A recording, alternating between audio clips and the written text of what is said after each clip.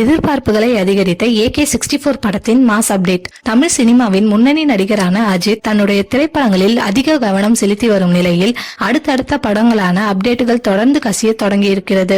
துணிவு படத்தின் வெற்றியை தொடர்ந்து அஜித் நடிக்கும் அடுத்த திரைப்படத்திற்கு விடாமுயற்சி என பெயர் வைக்கப்பட்டது. ஆனால் அப்படத்தை இயக்க இருந்த விக்னேஷ் சிவன் சொன்ன கதை அஜித்திற்கு பெரிய அளவில் திருப்தியை கொடுக்காததால் அவரை உடனே படத்தில் இருந்து விலக்கினார். அவருக்கு பதில் இயக்குனர் மகிழ் திருமேனி விடாமுயற்சி திரைப்படத்தை இயக்கி வருகிறார்.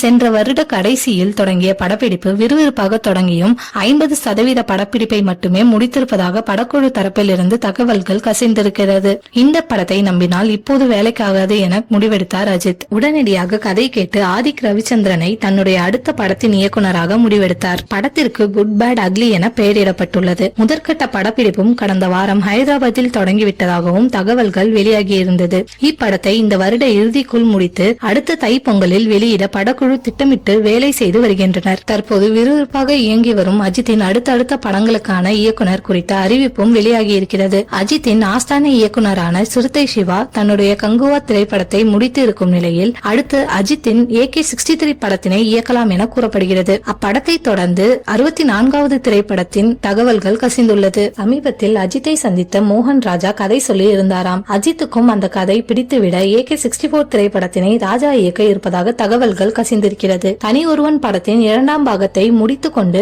இப்படத்தில் இணையவும் வாய்ப்பிருப்பதாக தகவல்கள் தெரிவிக்கிறது.